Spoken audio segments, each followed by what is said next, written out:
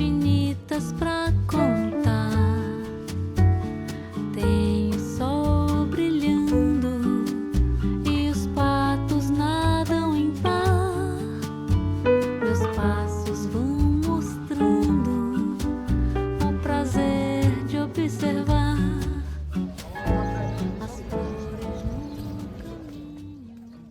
Hello friends, so here we are in a beautiful medieval town in the south of Portugal called Tavira.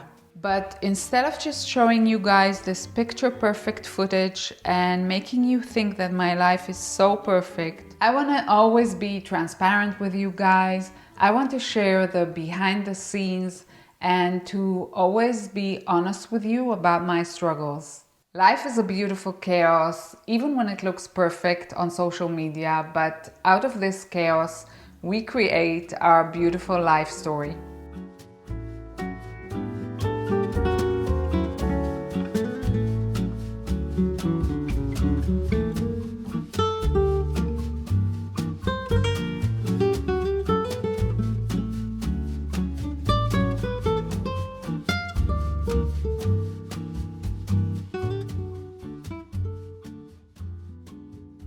So here I am trying to film in the street in the middle of high season as tourists are walking around, sitting in bars, dancing in the streets and enjoying this beautiful weather.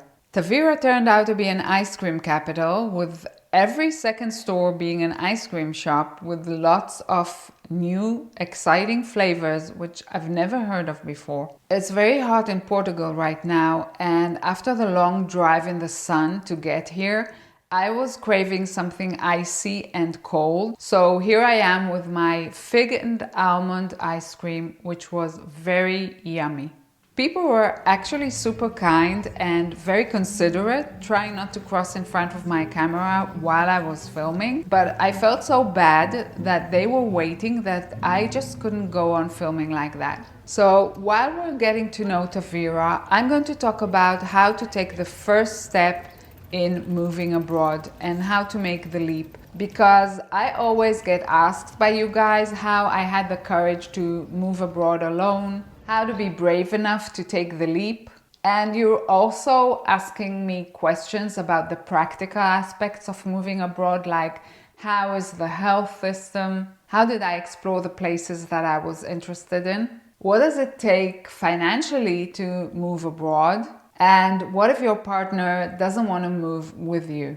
So let's go. The decision to move abroad is pretty scary, and most of us play with the idea in our heads for several years before we actually do it. And there's some very logical and practical steps to this process. So I'm going to talk about these steps for moving abroad, which I wish that someone would have put together for me at the time. I moved abroad by myself a year ago with just 4 suitcases, and leaving everything behind was a very scary thing to do. And for the first few months, it was a struggle, and honestly, some days it still is a struggle, even though it's been a year since I moved. But the way I see it, you choose what price to pay. You can either not go after your dream and choose the price of feeling regret, or you can go after your dream and choose the price of living in uncertainty and feeling anxious from time to time. Choose your price, baby. I had to find a place to live. I had to find a new supermarket that I like. I had to find new doctors, new hairdresser, new friends, new everything. And can I be honest with you? There are times I feel so overwhelmed, like I can't handle even one more new thing. Don't show me a new microphone, don't show me a new editing software, because I can't handle, my brain just can't handle anything new anymore. It's just reached its capacity limits. I think it's all about having realistic expectations, looking at the big picture and seeing that you're actually on the right track. I try to remind myself the small wins, like sticking to my healthy daily routines, even though everything changed in my life, and showing up for work, creating YouTube videos for you guys, even on days where I feel like crawling into bed, and realizing that it takes time to get used to a new place and you need to be compassionate with yourself. So now you're fully up to date on where I am, and we can talk about the practical aspects of moving abroad one by one. And hopefully it will help you find solutions to each of these problems that are stopping you from going after your dreams, which are usually things that can be solved, but they take a lot of space in our imagination and they look like they're bigger problems than they actually are.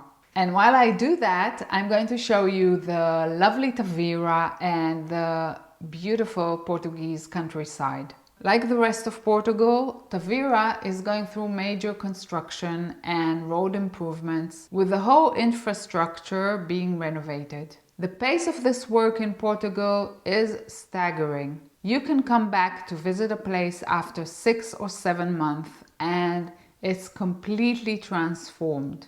So the first logistical challenge, I think, is how do you stay in Europe for more than 90 days at a time? I've got great news for you. There are many visa options for non-Europeans. There's the golden visa in countries like Greece, Italy and Malta, which require you to invest a certain amount in real estate. In Portugal, there's the D7 visa, which is mistakenly called the retirees visa. Why mistakenly? Because you need to show a monthly income of 800 euros and it needs to be passive income. It can be from a rental property, it can be from dividends from stocks, or it can be from your pension, which makes Portugal one of the easiest places to immigrate to right now. There's also digital nomad visas. I'm not going to go into the details of every visa because these things change all the time. But what is the message here? You can move to Europe. Don't think that not having a European passport will stop you from doing it. Moving on to where to move to.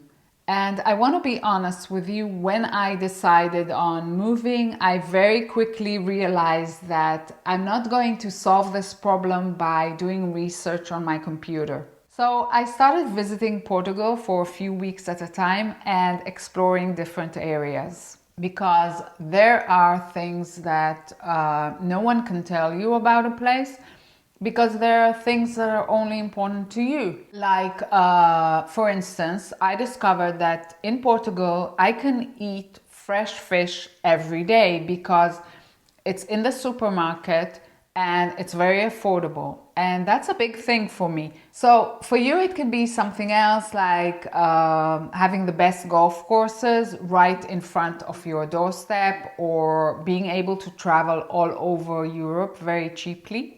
So what I'm saying is you need to visit a few times, and even better if you don't stay in a hotel and you rent a short-term rental apartment, so you can actually go to the supermarket, you can actually walk around the neighborhood and talk with your neighbors. So here's a tip I learned. In countries like Italy, Greece, Portugal, you can find very affordable rentals during the winter, because after the warm season has ended, the tourists go back home, and these tourist short-term apartments actually stand empty the whole winter, so you can rent them out for a very affordable price.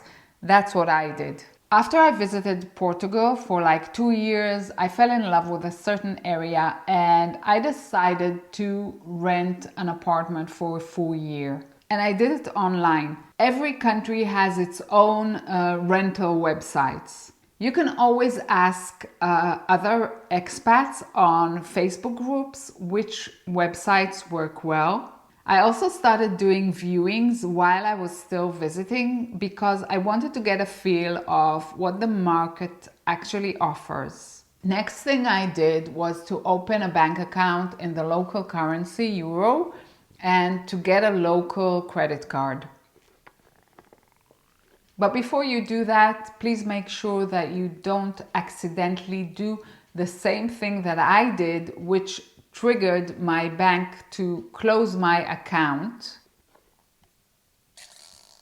where I kept most of my money. To cut a long story short, I reported a change of address to my bank, which triggered a bank compliance checkup because my account was now under European compliance laws.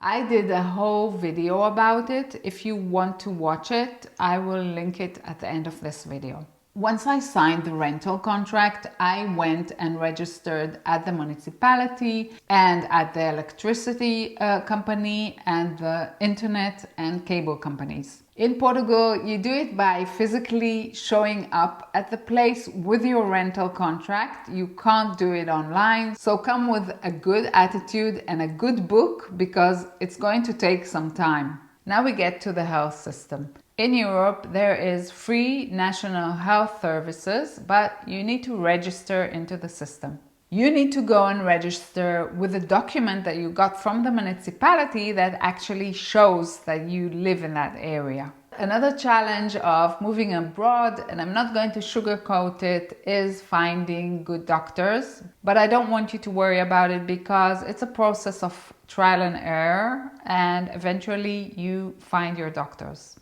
Next thing I did was to buy a car. Honestly, I didn't plan to buy a car because in the last 5 years, I didn't have a car. I tried to cut costs and save and put everything that I could into buying assets.